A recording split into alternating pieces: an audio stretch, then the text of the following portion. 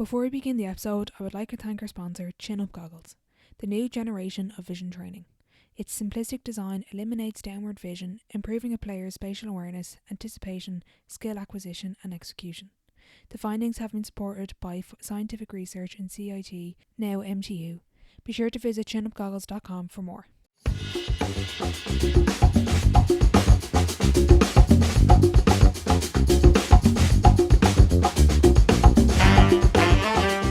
Welcome back to the Sideline Live podcast. You can follow us over on Twitter and Instagram at the Sideline Live. We'd love to hear from you. On episode 53, I'm delighted to be joined by Kilkenny Camogie star, registered general nurse and all-around legend Grace Walsh. In this episode we discuss leaving cert and careers, work-life balance, mindset, giving back and so much more. I thoroughly enjoyed chatting with Grace, so I hope you enjoy the episode.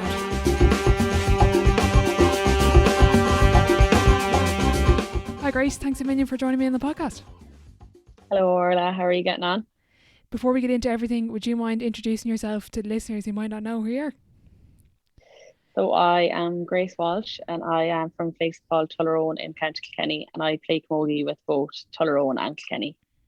Very good. So growing up, you've a house full of hurlers. What was that like growing up with your four brothers? Yeah, I suppose I didn't really know any different for a long time. I've said it many times, I thought I was a boy because I probably didn't really know the difference. I was treated exactly the same as the rest. Everyone always says, oh, you must have been spoiled because you're the only girl, but it was actually my little brother Shane who was the spoiled one. Right. But I was just treated like the rest of the boys. Same jobs inside the house as outside. When you're out poking around, they don't go easy on you just because you're a girl or whatever. Yeah. But I absolutely love having four brothers. We are all very close and they're all very good to me. So I count myself lucky to have them. I wouldn't have minded a sister just for a bit more female influence maybe. I don't think I started wearing makeup until I was 17 because I got slagged at home. And my mom would be a bit of a tomboy as well. So, Right. a bit more female influence would have been nice. But, it was fun. That's good. You actually played hurling with the lads up to under 16. What was that like? And what was it like going onto the pitch with all the lads from the other team being like, oh, I'm not marking the girl, or, do you know, the usual stuff? Yeah, well, sure. Like when we were in primary school, it was just the done thing. You played with the boys. It was normal. Like, and the lads needed the girls as well for numbers. Like we won a county final with the school when I was in fifth class, I think. And there was like 7 girls starting on the team with the boys team. So it was kind of just the done thing. And then I suppose when I was playing with my club, Tullaroan, sure, it was a bit of crack really. Like I kind of liked sometimes when the lads would be like, oh, I'm not marking her, she's a girl, or they'd be buzzing like something like, yes, can't wait to mark her because so that used to really just motivate me to be like, get really stuck in. And I suppose playing with the boys then you had no fear and stuff because at the time they were probably a bit stronger and stuff. So you didn't really have any fear playing against them, and it was nice because you could be as rough as you wanted to be. And I was very lucky in that the lads on my team were very good to like look out for me. And I remember a guy from another club team nearly like started on me one time, tried to start a fight with me. Wait, what happened before that? What did you do? Don't be the innocent one. I might have tried to pull on the ball but hit one of the lads instead. So I remember my friend Ger Luby is his name. He straight away got in the middle and just sorted it out. And he was like very protective. So I was very lucky that they all looked out for me at the same time. Very good. Do you think that made you the player you are now, and having that experience of playing with the boys and having people square up to you just made you a better player? Yeah, definitely. I know like when I was getting older and we started the camogie team in Tullaroan and I was playing with them. I remember when I went into the Kilkenny panel first, I had absolutely no fear. And it probably was coming from playing with the lads. And I suppose you're playing against people that from other people's point of view, you'll not be able to be as good as them, I suppose. So I think when you learn how to adapt that, it makes you a better player. It makes you stronger mentally and physically as well. And again, you just have no fear going out to play. So I definitely would have benefited. But I suppose as times went on, then I kind of learned that I wasn't growing or getting as strong Yeah. as fast as the lads were. So I was like, right, now's my time to go away, Yeah. Yeah. step Exactly. away. Yeah. And dreaming of playing for Kilkenny, when did that start? I suppose with your brother there playing, that must have been kind of from an early age. You would have been exposed to intercounty hurling, and obviously hurling is like religion in Kilkenny. Yeah, well, like my parents were just so heavily involved in GA. Like my mom didn't really play herself, but her father was secretary of the Kilkenny County Board for years. So like her whole life was Kilkenny GA. And then my dad played with Tullaroan and was just pure obsessed with it. So I suppose it kind of came from them. And then in Tullaroan, like there's not a whole lot else to do and everyone's just obsessed with it. So I suppose first of all it came from there, and then Tommy started playing with Kilkenny when I was only 8 years old. So I was just a little girl going to all these Kilkenny matches as a fan and like thinking this was great. And I suppose like in terms of Kilkenny Camogie, it wasn't out there as much. It wasn't in the media. You didn't see it as much. Like the visibility just wasn't there. So I suppose for me going to all the hurling games, I was just looking up to all of these guys that would have played with my oldest brother. I remember JJ Delaney was always my favourite hurler because he was just so good. And I suppose it kind of came from that. I just remember thinking when I was younger, I want to play. I just never forget. I think Kenny were playing Tipperary maybe, and there was a goal scored, and we were right behind the goal, and we all went crazy. And I remember just thinking at the time, I want to play in Kilkenny. I want to play in Croke Park with the Kilkenny hurling team when I'm older. But that was obviously just because I was so young, and I probably didn't think about playing camogie with Kilkenny. But then I suppose as time went on, you obviously you're playing with the camogie team, and I suppose that's where you get inspiration from and stuff as well. But when I was younger, it definitely came from the Kilkenny hurlers. And then as time went on and as visibility grew, I suppose then you're looking up to camogie players. Mm-hmm. What was it like having your brother on the intercounty team and winning matches? And Yeah, well, like as I said, I was only 8 years old at the beginning, so like I was only a tot really, and I was going to these games, and I remember sometimes people like, "Is your brother Tommy Walsh?" And I was like, "Yeah," and I used to be delighted. yeah, But then as you got a bit older, I don't know why.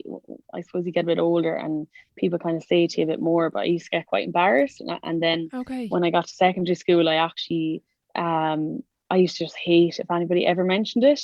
I don't know why. I suppose I just probably felt maybe I was being compared, or that maybe people are only talking to you because you're uh, Tommy's sister or whatever. yeah, So as I got a bit older, I kind of shied away from it, and I used to hate when people would ask me, or if I suppose if that question came about. Did I blank off there? yeah, you did. You're grand, don't worry. Screen. Sorry, my battery Just is low on my it's phone. grand.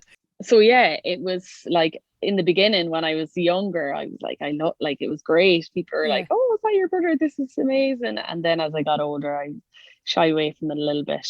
yeah, I don't really know why, but I suppose then going on and playing for Kilkenny at the beginning, I used to get called to do like different interviews, and the first question was always something about Tommy. yeah, So I suppose I kind of started putting a bit of pressure on myself then and comparing myself and thinking I had to be, I suppose, as good as him or whatever. But I yeah. suppose I learned to get away from that and that thought process eventually. But it was Mm-hmm. hard, as amazing as it was, and as proud as I am of him. And obviously he was incredible, and they had an incredible team. And I feel so lucky that I got to experience all those like highs that they had with the Kilkenny team, and it was amazing to watch. There were I suppose hard things about it as well. You grew up dreaming of playing for Kilkenny. When did that dream kind of come to fruition, and when did you start getting involved in development panels? So I suppose when I played under 14. One of the current players, Megan Farrell, her mother Helen was over us. So myself and my best friend from home, Neve Dowling is her name. We both went in. I think we just did trials, and we both got onto the panel, and we won. It just went as far as Leinster that year. We still have a picture of the two of us. Oh, After winning the Leinster final, the jerseys were literally down to our toes. We were so small. I think I was playing cornerback, but I suppose that's where it started. underage, and then you kind of just worked your way up. I was lucky to be involved with a really successful team, school team. I went to Loreto with Kilkenny, and the players around me were incredible, and I was very lucky to be involved with them. And I suppose from school teams, then you're kind of you get on to Kilkenny panels from those games. And then when it came to the Kilkenny senior team came about, we had a minor Kilkenny challenge match against the senior team. Okay. And I remember I didn't really know any of the players at the time, so I didn't have any fear. And I remember being happy enough afterwards. And I remember one of the coaches, Vinny Shields was his name, afterwards said to me, "I'd expect a call now from Man Downey if I was you." So I hadn't thought of that, and I'd never thought about playing with, like, getting called up. I was only 16 at the time, so it wasn't really something I had thought about at that age. So I remember looking at my phone for like the week after and heard nothing, and I was kind of devastated then, because I suppose the thought was put into my head. But then a couple of weeks later, I was in Mark Cross in Kilkenny, and my phone rang, and I got a call from Man Downey, and she just asked would I come in and help, I suppose, make up numbers for training at the time. And then once we were in, she asked us to stay on. Myself and Megan Farr went in at the same time. So I was more than happy, and I kind of just went from there. Then I never really went away from it after that. So yeah, that's good. And I suppose growing up, the big topic of interest at the moment is girls dropping out of sport, particularly in the teenage years. Why didn't you drop out? Was it that chance of being in with Kilkenny? Was it the friendships? What kind of made you stay in sport? I suppose, like, I was just really obsessed, and I absolutely loved it. Like, there was never a time when I was underage, when I was going through school, that I didn't enjoy playing camogie, ever. Wow. I just loved it. And I suppose I was lucky that I was part of really successful teams as well. And like, that's always going to help you enjoy your sport.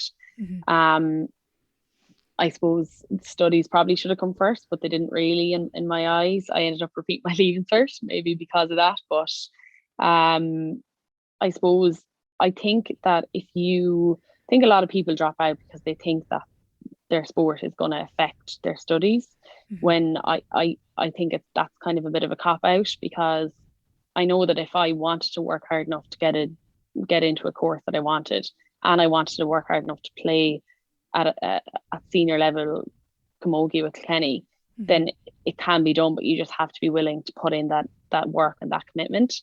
So I would always encourage people that if they want to do a course, whether it's low points or high points, that your camogie or your sport will only affect you if you allow it to. But if you're willing to put in the work to do both, if you enjoy both, then why not? And I think exercise is so good for, especially nowadays, your mental health.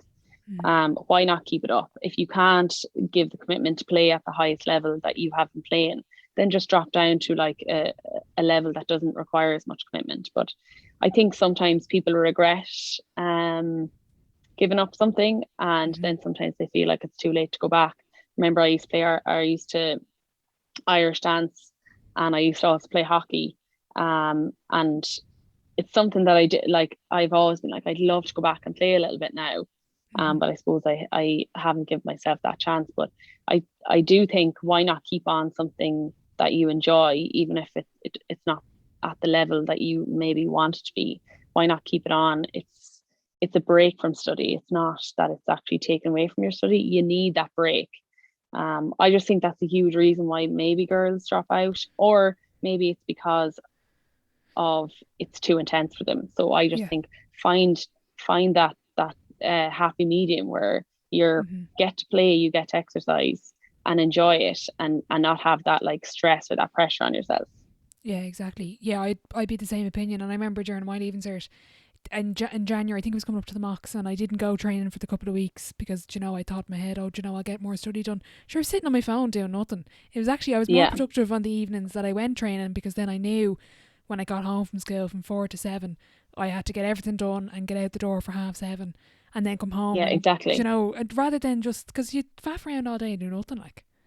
Yeah, see, that's the thing. I think sometimes when you have too much time, you just sit in your phone, or you sit down and watch the telly or whatever, because your mind can't focus for every hour, every minute of every day. So why not do something and like be proactive, or do something active To keep, it keeps your mind fresh as well. Exactly, yeah. I'm interested to hear about your leaving cert if we're okay to discuss that, because a lot of younger listeners do listen to the podcast, and I think that's something we Yeah. need to talk about a bit more. I know particularly when I was doing my leaving cert, not a lot of people spoke about their leaving cert and college experience, but you repeated your leaving cert. Yeah, so I suppose, as I said, I wasn't very good at working hard when I was away from school. And I didn't know what I wanted to do. Um, and that probably didn't help either, because I had no goal, I Yeah. suppose, as such.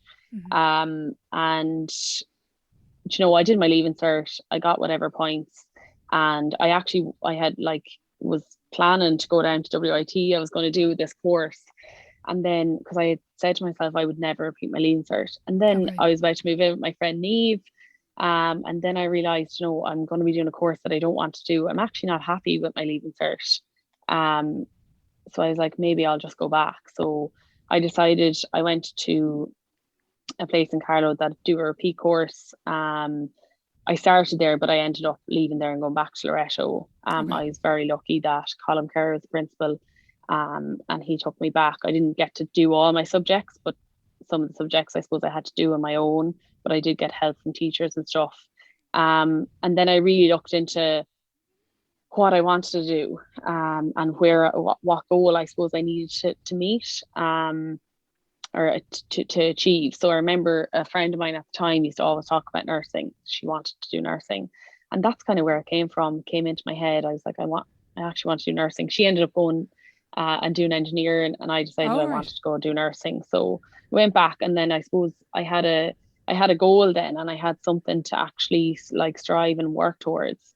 And then I think if you're repeating, you're going to put in a bit more work. Now I did get in Carlo, it didn't really work out for me. I don't think I need to go into why it didn't, but Mm-hmm. I suppose I was kind of on the back foot again, because it was after the mocks that I actually went back to Loretto.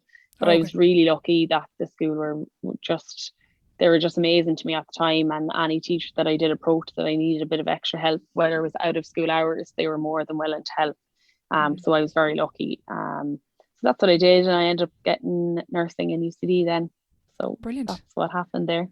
Brilliant. And how did you find the But I whole do college? think, Oh, sorry, go ahead. just to go back to that as well, is I do think, like, the leaving cert is not for everybody, and I do think that what's for you won't pass you. And Mm-hmm. like, I know that's so cliche, but I'm such a big believer in that, and I think that everything happens for a reason. And now I know that I didn't look at any college in UCD before I repeat my leaving cert, and Mm-hmm. I just think that there was a reason that I wasn't happy with my leaving cert. There's a reason that I didn't want to take the course in WIT. Mm-hmm. And then I ended up looking up UCD. I ended up getting nursing, and I think that all happened for a reason. And I think there's no point in putting this pressure on yourself with the leaving cert, because if you wanted to get somebody somewhere, Mm-hmm. then there are so many different paths to get there. Mm-hmm. So yeah, Exactly. There's so many back routes, and the amount of people I've met yeah, in college that have done back routes, and they've done different careers and they're coming back to do my course. It's like, the leaving cert isn't everything, and I think that's just something. That's why no, I like to highlight it, because I think maybe in school sometimes maybe teachers don't mean to do it, but it's kind of made out to be the be all and end all, and you know what, it's not. yeah. No, and I know, in fairness to teachers, they're just trying to, I suppose, get you to work hard, and I suppose Mm-hmm. learn how to work hard. But it isn't the be all and end all. And there's a girl that was in my course. She did a PLC. She worked really hard at that, and that's how she got into nursing UCD. Then she went from nursing on the wards to a nursing in ICU, and she's an incredible Wow. nurse. So there are, you don't have to do the leaving cert to get where you want to be. Exactly. So around leaving cert time, then you went to UCD. You were then involved with the senior camogie team? Yeah. So when did I start? I was 16, just turned 17 when I actually was playing with Kilkenny. So I went to college 19. So yeah, I was involved for like a year and a half maybe with the Mm-hmm. Kilkenny senior team at that stage. So it just depended. Sometimes I got lifts down for training, sometimes I had to trek to town to get the bus home or whatever. But yeah, kind of all started from there then in college, traveling home for training. Did you find that you maybe missed out on some of the so-called normal college experience having the intercounty commitments, or did you find that look, this is something I love to do, and sure I won't miss a night out or two? Yeah, I think in like anything that you decide to do in your life, whether it's sport, whether it's music, whether it's dancing, if you love that and you want to do it, then you have to be willing to sacrifice certain things. Mm-hmm. And I suppose I did sacrifice, definitely sacrifice nights out and stuff in college. But like I made so many great friends, both through sport and still in college where I lived and everything. So I don't really look back and regret it at all Mm-hmm. because I still got to live a very fun life in college. So I don't think I needed to have any more, you know, that kind of way. I think in anything you do in life, you're going to have to make sacrifices. Um, so I suppose sacrifice probably not really the right word to use, but yeah, I suppose you do miss out on certain things. But if you're loving what you do and if you're loving what you're doing, then are Yeah. you really missing out? Yeah, yeah, exactly. That's a great point. And I suppose, did you ever struggle with motivation towards camogie, or was that something again you just loved it, so you were going to put in what you needed to do to get where you wanted to go? Yeah, well, there are definitely times where you struggle to motivate yourself, and I suppose you kind of chat to different people, and you might look back on times in the past to see if you can find that motivation again. Mm-hmm. I think motivation comes and goes. And I think it's just you just have to learn how to adapt and how to motivate yourself Mm-hmm. again, whether it's listening to a podcast, chatting to somebody that's in the same sport, or chatting to somebody that like motivates themselves to do something that's completely the opposite side of sport. Mm-hmm. I suppose it's kind of hearing other people's experiences and hearing how other people themselves can help you remotivate yourself, Mm-hmm. maybe in a different way than you have done before. Yeah. Yeah, exactly. And do you ever find, let's say, during a tough session, whether it's with the team or, let's say, over lockdown when you were all training by yourselves, and I know you did a takeover and you had to do runs up in a park somewhere, did you ever find like that voice inside of your head kind of going, stop, just take a rest, you don't need to do this, or did you just keep going? Oh, like 100%. Yeah, Jeannie, when I'm doing runs, I'm never positive ever because I'm like, oh, I hate running. I'm so bad at this, you Yeah. know. But I suppose you just learn how to just keep going and like it just all comes down to that commitment and that like work that you're willing to put in. If you want to play the best or be at the top of your game or want to get a starting position on a team, you have to just think, is there another player that's doing more? Is there another player that you could be working the same as? You know, you're if you want to get that certain place or you want to be at the best that you can be, then you kind of that they're the times when you're doing your runs and you're like, right, no, I need to do this. But Mm-hmm. then there are also times where if you feel burnt out or if you are feeling really unmotivated, that you have to just take a break. You might take a Mm-hmm. break for a week or just put the hurl down for a week or whatever and just refresh the mind again and just start over. And then that Mm-hmm. can help. If you take that break, then that can help for the following week when you're going about doing your training or whatever again. Mm-hmm. Have you had to take many breaks during your career from camogie? I've taken one in 2015. There was just a lot going on. I had an injury that I probably just needed to rest, and if I had to stay playing, I probably wouldn't have. Mm-hmm. And then it was my third year, was it? My second year in college.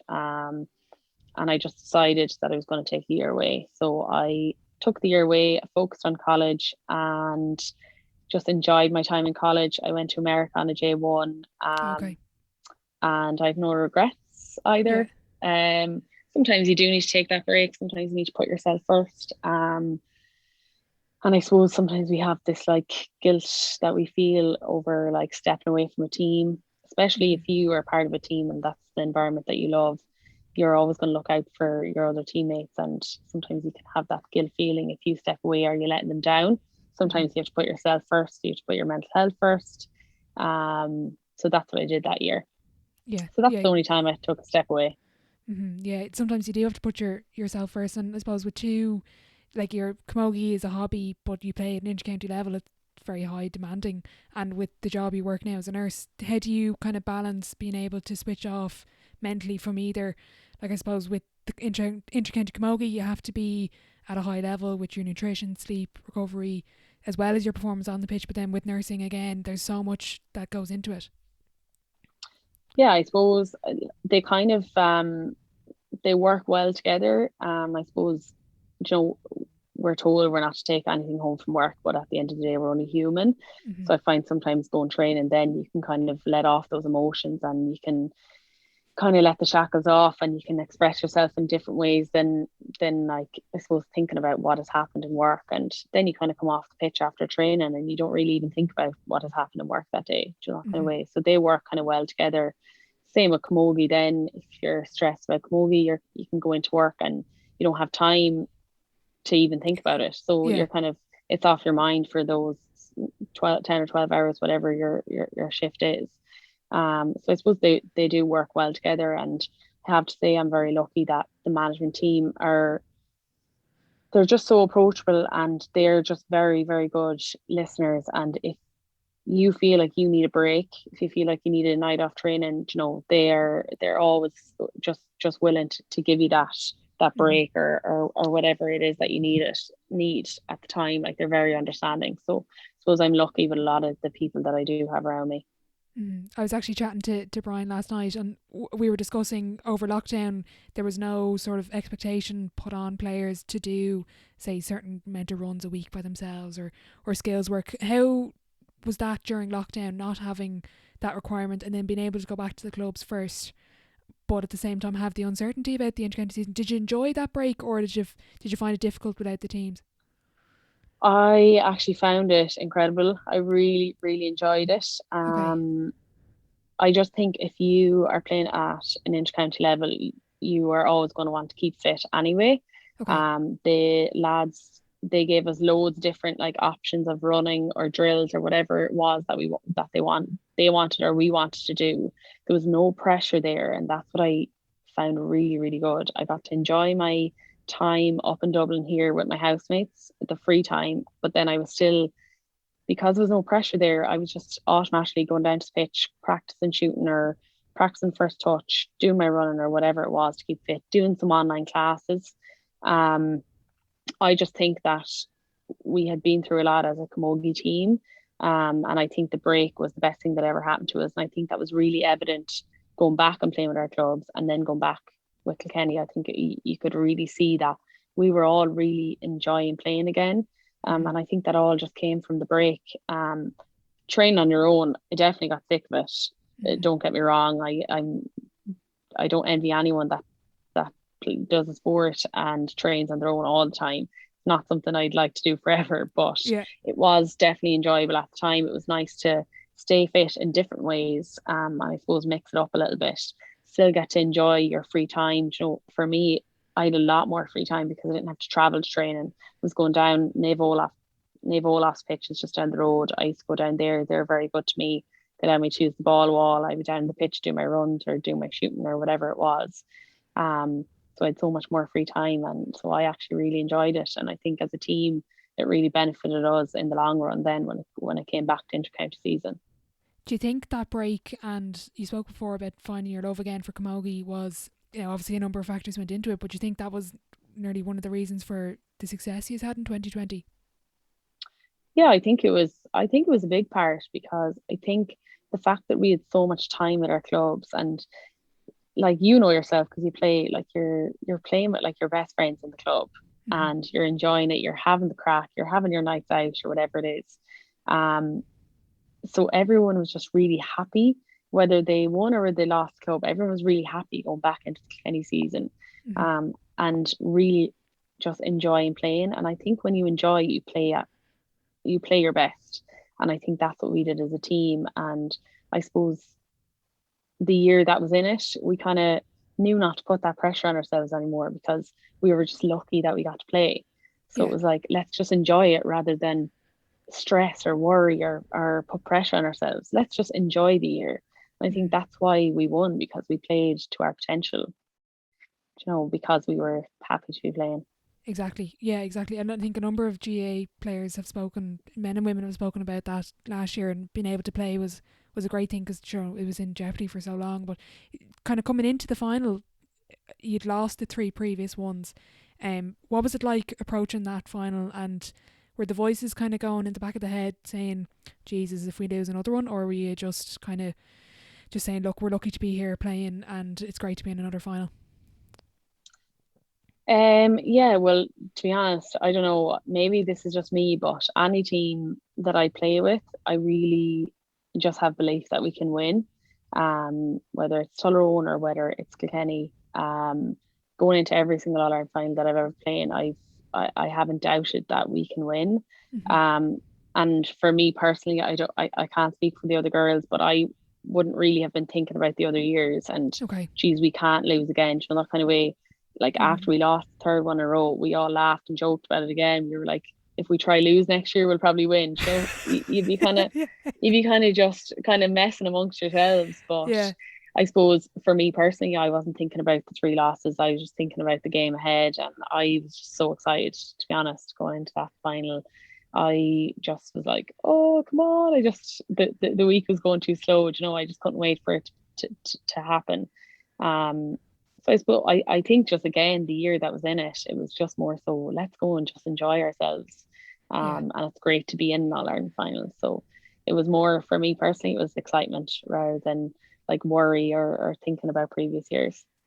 Brian mentioned that I think it could have been the week or two before the final. You actually texted the group chat, kind of chatting Sorry, about. No, you're right. You're right. You meant I you keep doing that. texted. Grace's technical ability is just Yeah, absolutely amazing. very Um, poor. what I was you texted the group chat about the kind of looking towards the Dublin senior ladies, and I suppose as a group, you kind of look towards them for a little bit of inspiration. Yeah, I think at the time they had they had like lost 3 in a row maybe, Mm-hmm. and then they went on to win 3 in a row. I think I don't know if it was 4 in a row. 2020 I had said Yeah. it or 20. Yeah, I don't know if Yeah. it was 2020 or 2019 that I said it, but I was like, you know, like we can just look at them and like we can take inspiration from them. Like they've been like shot down the same amount of times as we have, and they've still come back and show their resilience, and they've managed to win this many titles. So why can't we do the same? Mm-hmm. So I suppose, you know, you're trying to, I suppose, like instill a belief in other players as well, and you're trying to show them that it is possible, you know, that it's not impossible. Mm-hmm. And I think if you have that little bit of hope or you see that possibility, then it's always going to make your mindset more positive rather than negative. Mm-hmm. Do you think the impact of not having fans helped you there in the final, or did it not make really any difference? I don't really think it would make. I don't know. I don't think it would really make any difference.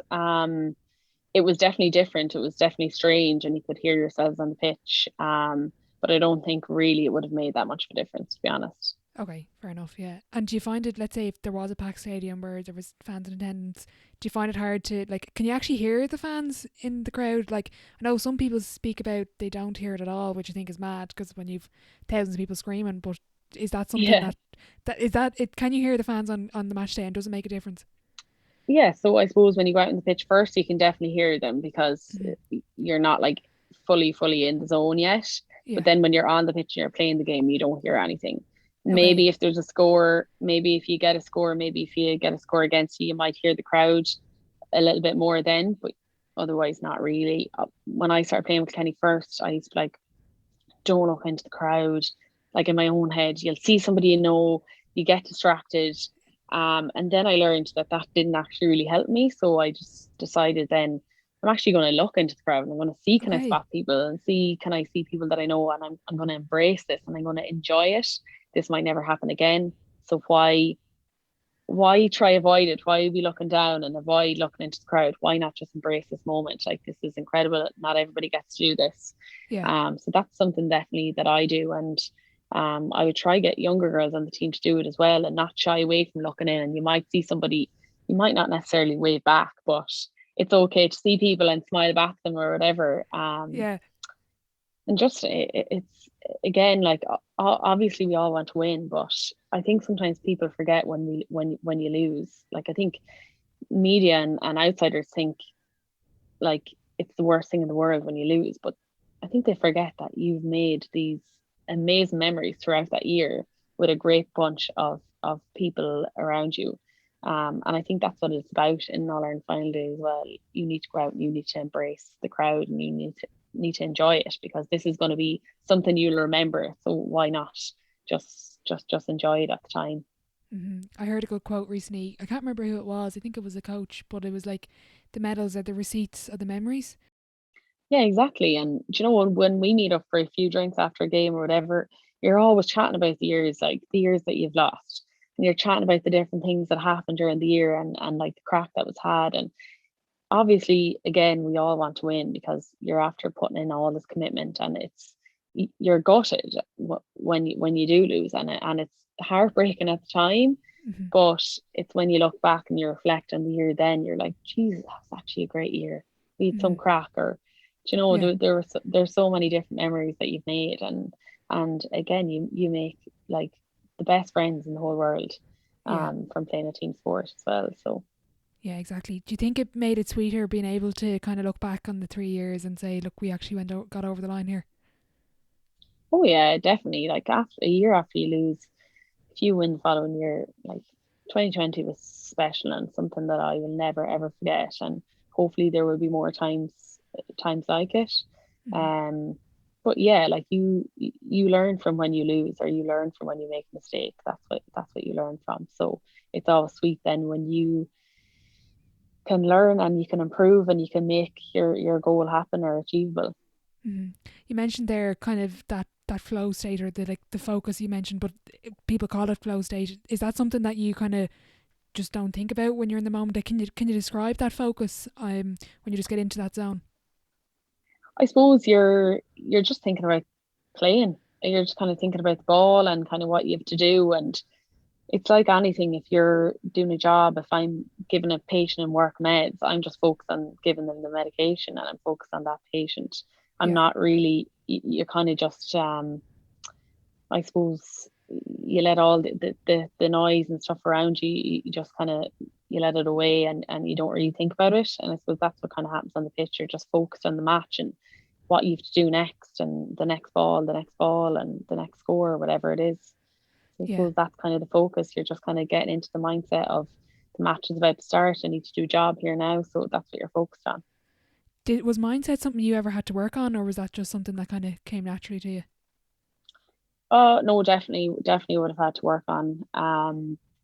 Do you know, as I said before, I put like a lot of pressure and stuff on myself, and I suppose at the time I never really talked about it. But then sometimes you can let it get to you, and it can get a little bit too far, and you can be playing really poor. And I've definitely went through a couple of years where like I've really doubted myself and have had very low confidence, and still to this day it happens. But Mm. I suppose what you have to do is you have to openly talk about it. I know 2019 I didn't really enjoy the year, to be honest, because I had absolutely no confidence in myself on the pitch, and I would like to think I'm a confident enough person when chatting and talking, but I'm also very good at hiding how I actually feel.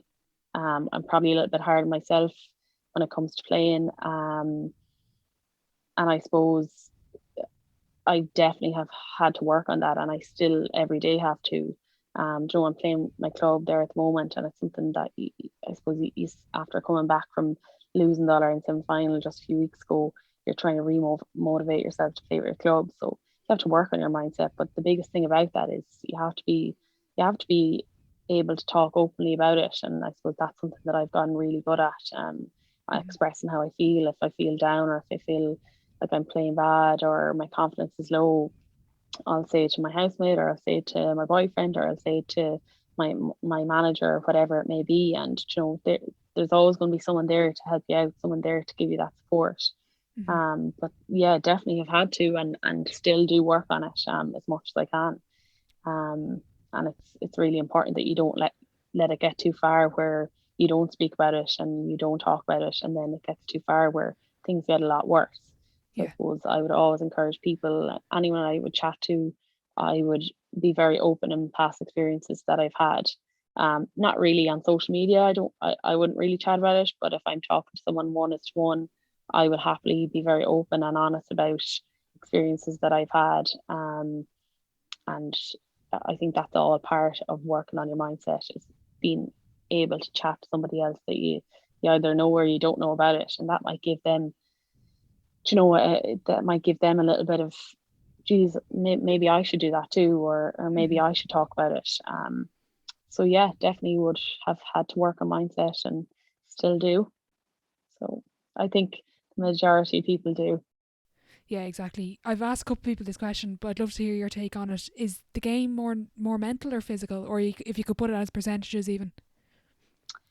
I would definitely think, for me personally, it's a lot mentally tougher than physically. Um, I think if your mental strength is at a good point where it's strong, the physicality side is easy. Okay. I think that it all plays into one another. I think if you could be the fittest person ever, but if you're telling yourself you're not fit, you're not going to make that run, because you're mentally you're being negative mentally, and I suppose you're telling yourself you can't do something. But if you are saying, right, I'm going to be in the top 5 in this, then if you keep telling yourself that, you can do it, because you're confident, and I suppose you're putting those positive thoughts, and you're putting that out into the world, that you can be that person, or you can be in that top 5. So I think mentally, I think the mental side of things is the hardest part of it. I think if you can get that right, then the physicality side of it, that will just all come into play with your training and stuff.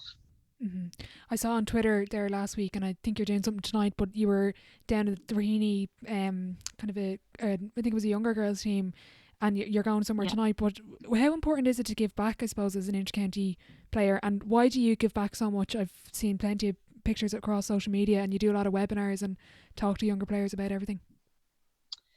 Yeah, I think I suppose I've learned this from my own club at home, and my brother, what he gives to the club at home. And I suppose you're selling them a dream, you're selling the young kids a dream, and you want them, when they're young and when they don't know about all the bad things that can happen in the world, you're like, give them like something to aspire to be like, or again, sell them a dream, and get them to have a visual, or make them look forward to doing something, or want to win something, or want to be part of something.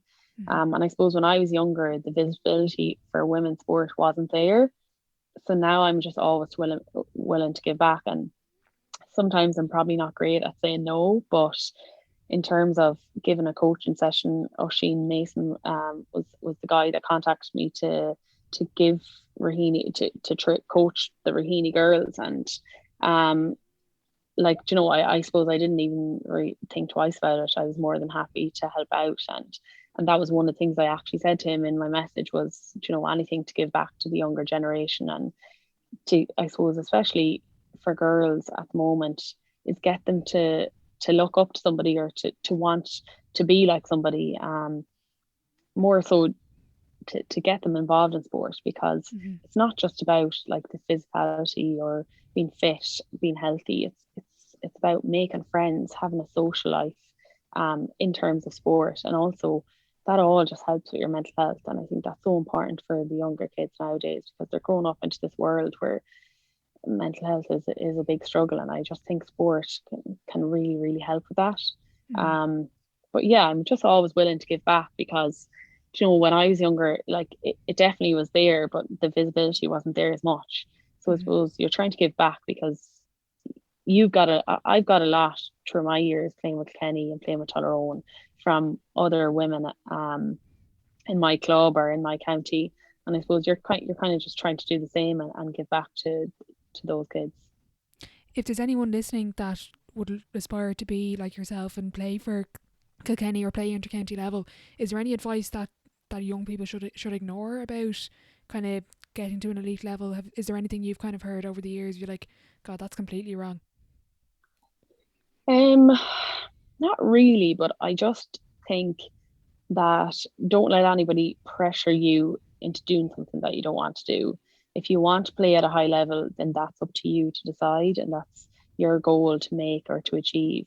It shouldn't be anybody else's. If it's a parent that's like forcing you to play, to get onto these like I suppose inter-county teams, you have to want to do it yourself.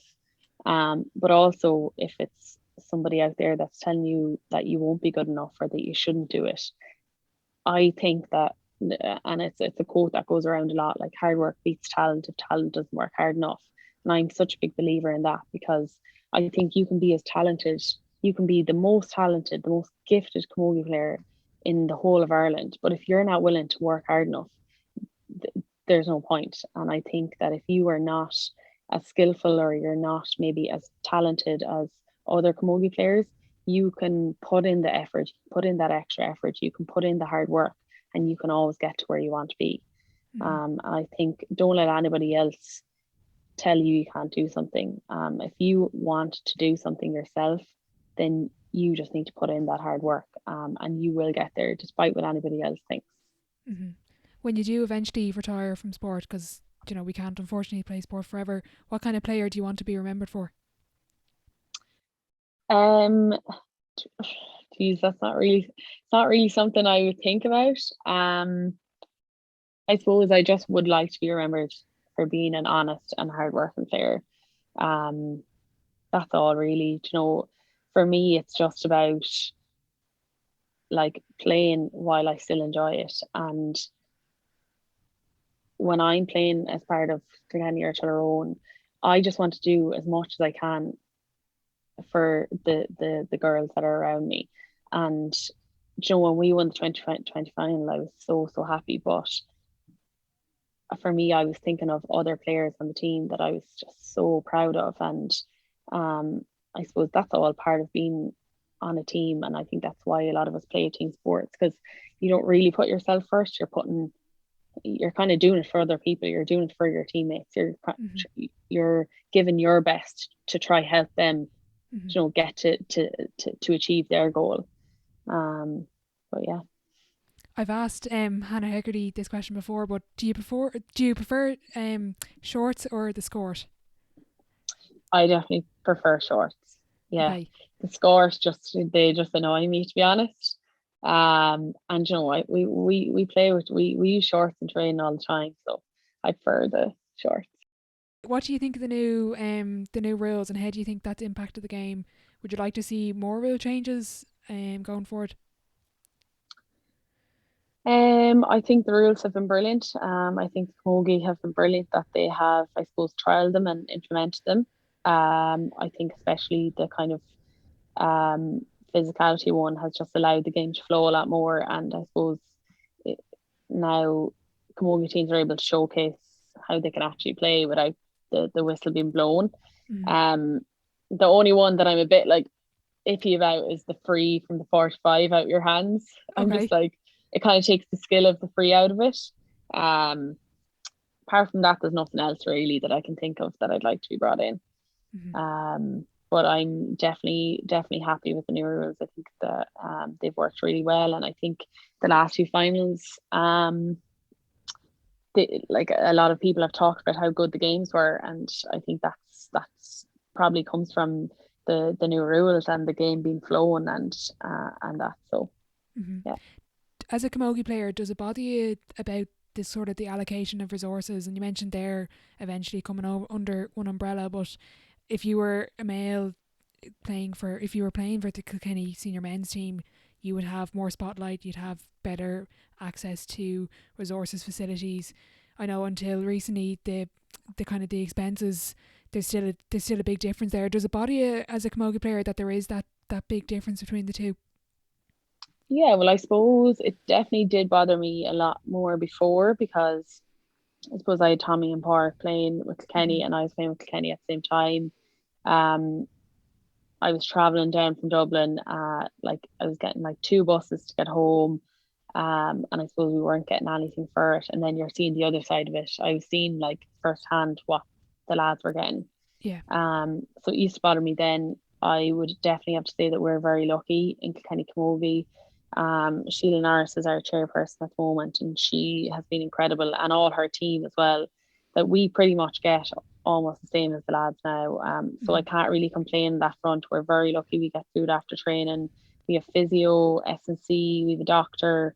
Brilliant. Dietitian, you know, we kind of have all the resources there, and we are very lucky, but I know that other teams are not. It is frustrating at times because I just think when you're putting in this effort, sorry, there's me doing that again. Oh my God. When you're putting in the same effort and sometimes maybe even a little bit more, and you're not getting the same in return as your male counterparts are, that is frustrating. As I said, we're lucky enough in Kilkenny Camogie that we're almost on par with the lads, but I know other counties are not, and sometimes some of them are very far away from their male counterparts. So hopefully in time that will, like, things are definitely improving, things are getting better, and hopefully it just stays going that way. Absolutely. So I'm going to move on to the sideline 7. It's the same 7 questions at the end of every episode. Oh gosh. I forgot to send you this, so I'm going. This is completely natural. These answers. Oh no. Question 1. What is your favorite quote? Hard work beats talent if talent doesn't work hard enough. Okay. That was easy. I already said that, so it was in my head. True. Do you have like a team motto or quote that you use, or? No. Okay. Was that one of the questions? No, it wasn't. No, we don't. It's just being nosy. Yeah. No worries. Best sporting event you've been to? Oh wow. I'm gonna say outside of, because obviously I got to grow up with a really successful Kenny hurling team. My first All Ireland that I went to as a neutral was Limerick and Galway in the All Ireland final, and I got one ticket on my own. I was in the Upper Hogan. I didn't have anybody I knew around me, and it was just incredible to watch because I suppose I didn't have anybody playing that I knew. So I got to really enjoy it. It was stress free, and it was just incredible, I suppose, at the time as well, to watch Limerick win because they hadn't won in so long. So that's the one I suppose that comes to my mind.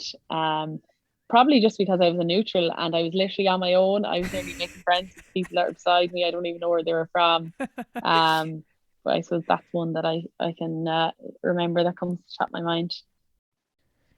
Biggest setback or challenge so far in your career? The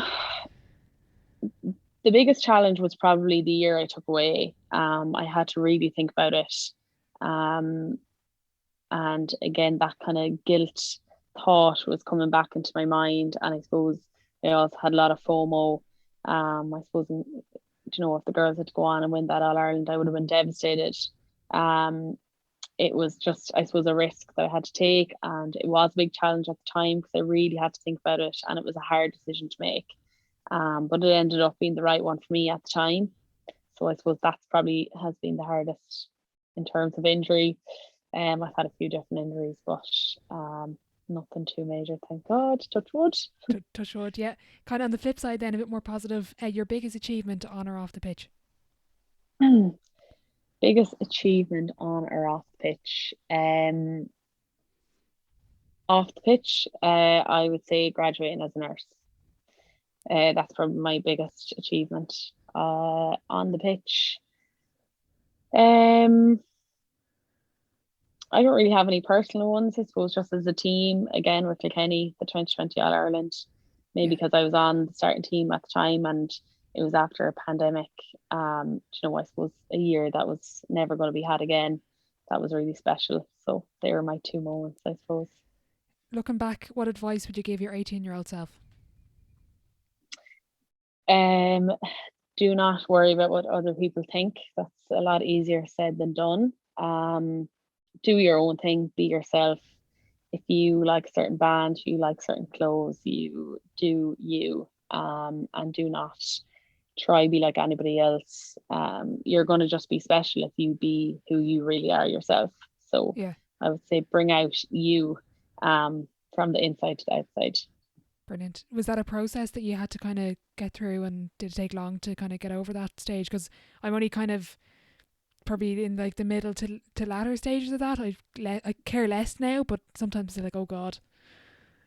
You kind of just go through phases. When I was younger, I suppose I didn't really care. It was just all about camogie. That was my life, Then when I got to college, I was a free enough bird then as well. And then I suppose there are times where you care about what other people think and you worry, and it's just all comes back to mindset, and you have to kind of just focus on yourself and think about yourself and put yourself first. It's a process I think you go through for a lot of your life. But yeah, I go through phases where I don't care what anybody thinks, and then I go through phases where I'm like, oh my god, I can't do this or I can't say this because somebody will, say something or whatever. But yeah, it's just all about mindset and focusing on yourself, and I suppose trying to keep positive and trying to bring and put positivity out into the world, and I suppose keep that up, which is hard. It's there are going to be times where you're feeling down, you're feeling low or whatever, but it's about, I suppose, keeping that light and looking towards that light and that positivity, and trying to hold on to it as much as you can. Who would your dream dinner guest be and why? And you can include a few here if you want. Oh, that's a really hard one. I don't really have any famous people that I love. Okay. My housemates laugh at me because I don't know any famous people. I know that's terrible, but there'd be songs or movies on and they just laugh at me because I don't know the names of anybody, or else I'll just get it wrong. So I think this is a really hard question. There's nobody famous that I'd like to. Well, you don't have to pick anyone really famous. You can just pick someone. Okay. Oh God, this is really tough. I am gonna say Kelly Harrington. Okay. And I'm actually meeting her soon for brilliant. Something that I'm doing with the National Dairy Council. So I'm excited for that. She is an inspiration. Her and Katie Taylor. I've actually met Katie Taylor. Oh, very good. God, you know loads of famous people. You don't Oh no, I don't personally. know them now. No, I don't know them. I just am lucky to have met them. I'm just going to say her because I know I'm going to get to meet her. Brilliant. Yeah. I don't know anybody else. That's fair enough. Last question before I let you go. If your life was a book, what chapter would this be called? Oh God. What would this be called? I'm really sad that you didn't send me these beforehand. Let me think. If my life was a chapter, what would this be called? The fear of getting older. Okay. There you go. That's a good one. Okay. Yeah. Look, Grace, thanks so much for your time again. Just want to wish you the best of luck moving forward on and off the pitch. And yeah, thanks a million. And enjoy meeting Kelly Harrington. I will. Thanks, Orla. A massive thank you to Grace for joining me today. I just want to wish her the very best of luck next year and beyond. If you enjoyed the episode or you got something from it, be sure to let both of us know over on social media, which will be linked in the description box below. If you are listening on Apple Podcasts, I'd really appreciate if you could leave a rating and a review, as it does help the show grow. Don't forget to check out the website thesidelinelive.com for more content. Thanks for listening, and I'll catch you in the next one.